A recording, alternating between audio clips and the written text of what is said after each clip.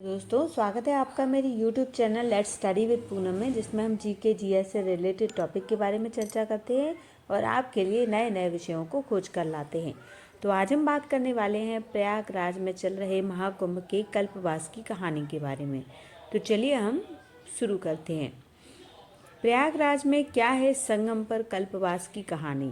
क्यों रखते हैं यह व्रत? बिना कुंभ के भी हर वर्ष संगम नगरी में लाखों श्रद्धालु कैसे करते हैं कल्पवास? क्या है इसकी विधि? क्या करना और क्या नहीं करना होता है इसमें कल्पवासियों, और इसके विषय में बताते हैं आज हम आपको इस वीडियो में। तो चलिए शुरू करते हैं। एक माह में ही मिल जाता है करोड़ों वर्षों का पुण्य। ऐसा माना जाता है कि सूर्य के मकर राशि में प्रवेश करने के साथ शुरू होने वाले एक माह में कल्पवास से एक कल्प, जो कि ब्रह्मा के एक दिन के बराबर होता है, जिसका पुण्य प्राप्त हो जाता है। मान्यता के अनुसार कल्पवास मनुष्य के लिए आध्यात्मिक विकास का माध्यम है। संगम पर माघ के पूरे महीने निवास कर पुण्य फल प्राप्त करने की इस साधना को ही कल्पवास कहते हैं। ऐसी मान्यता है कि कल्पवास करने वाले को इच्छित फल की प्राप्ति होने के साथ जन्म जन्मांतर के बंधनों से मुक्ति मिल जाती है। महाभारत के अनुसार 100 साल तक बिना अन्न ग्रहण किए तपस्या करने के बराबर फल माघ मास में कल्पवास करने से पुण्य प्राप्त होता है। कल्पवास के समय साफ सुथरे कपड़े या पीले रंग के वस्त्र धारण किए जाते हैं। शास्त्रों की मान्यता के अनुसार कल्पवास की न्यूनतम अवधि 1 रात्रि हो सकती है। वहीं 3 रात्रि, 3 माह, 6 माह, 6 वर्ष, 12 वर्ष या जीवन भर भी कल्पवास किया जा सकता है।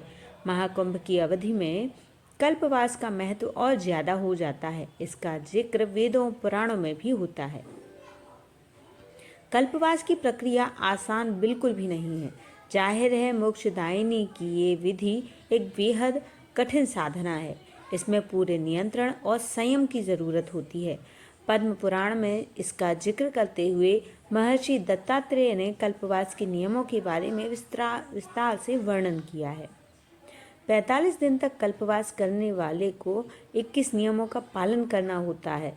पहला नियम सत्यवदन, दूसरा अहिंसा, तीसरा इंद्रियों पर नियंत्रण, चौथा सभी प्राणियों पर दया भाव, पांचवा ब्रह्मचर्य का पालन, छठवां व्यसनों का त्याग, सातवां ब्रह्म मुहूर्त में जागना, आठवां नित्य 3 बार पवित्र नदी में स्नान, नवा त्रिकाल संध्या, 10वां पितरों का पिंडदान, 11वां दान, 12वां अंतर्मुखी जप, 13वां सत्संग, 14वां संकल्प क्षेत्र के बाहर न जाना, 15वां किसी भी जीव की निंदा न करना, 16वां साधु सन्यासियों की सेवा करना, 17वां जप और संकीर्तन, 18वां एक समय भोजन, 19वां भूमि शयन, 20वां अग्नि सेवन न करना, 21वां देव पूजन।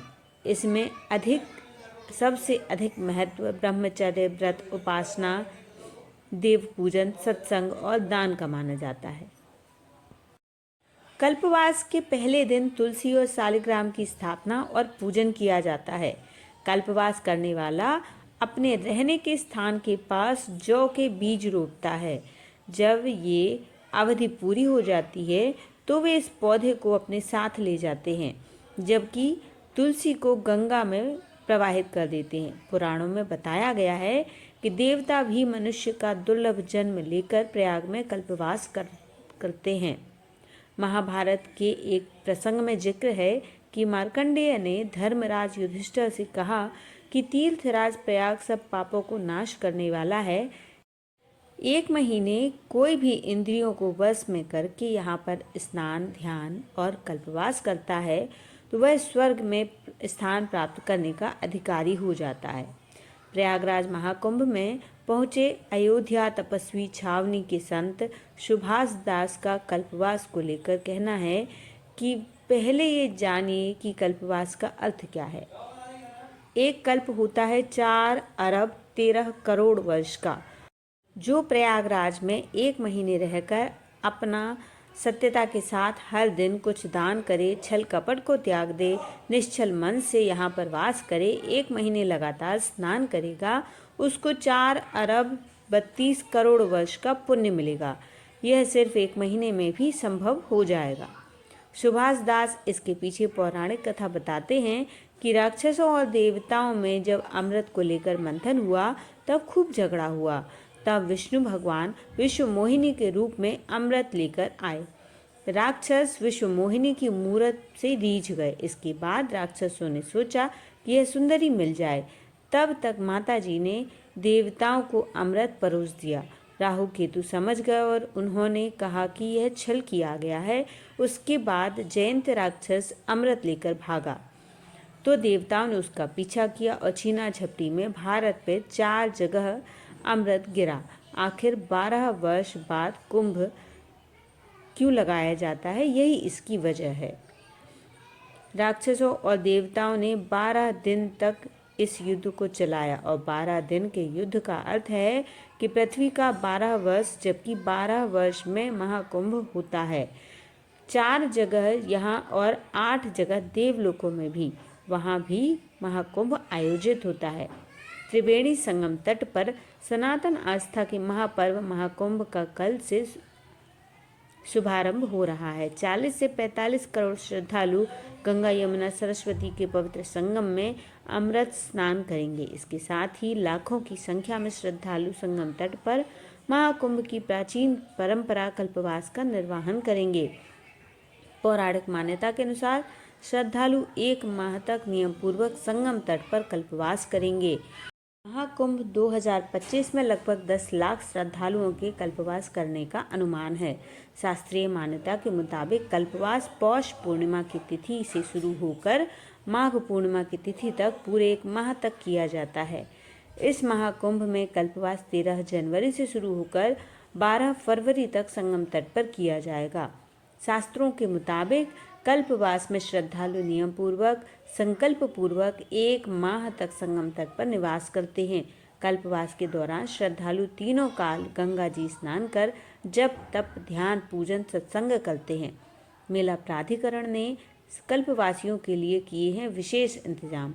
कल्पवास का निर्वहन करने के लिए मेला प्राधिकरण ने सभी जरूरी इंतजाम किए हैं। मेला क्षेत्र में गंगा जल पर झूसी से लेकर फाफा मऊ तक लगभग 1.6 लाख टेंट कल्पवासियों के लिए लगाए गए हैं।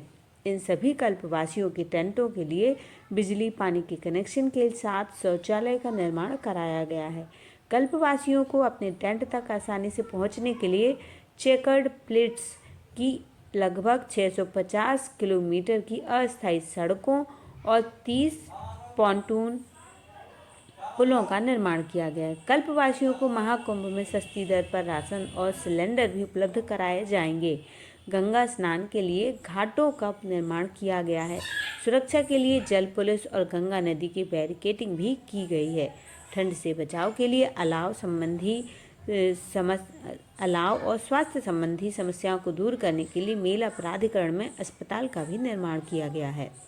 तो दोस्तों, इस तरीके से हमने कल्पवास से जुड़ी सारी जानकारी को इस वीडियो में एकत्रित किया है। यदि आपको हमारा वीडियो पसंद आए तो चैनल को लाइक शेयर और सब्सक्राइब जरूर करें। धन्यवाद दोस्तों।